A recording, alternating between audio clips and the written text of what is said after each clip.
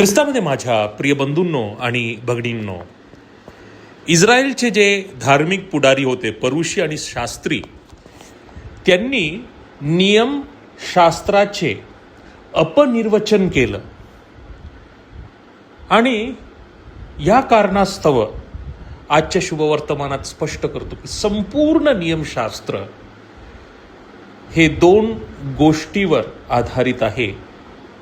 दैवी प्रीती आणि मानवी प्रीती एका नाण्याचा दोन बाजू आहे आणि म्हणून संपूर्ण नियमशास्त्र संदेष्टांचा संदेश किंवा शिकवण या दोन स्तंभावर आधारित आहे.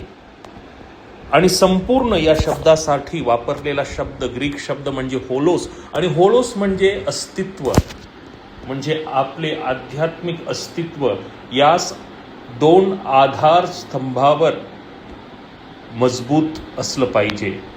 आणि म्हणून आपल्या जीवनाकडे लक्ष केंद्रित करूया.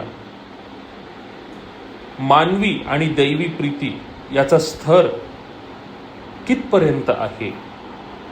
ज्या प्रकारे मी म्हणतो की मी देवावर प्रीती करतो, त्याच मापाने मी माझ्या शेजाऱ्यावर प्रीती करतो का? आमेन.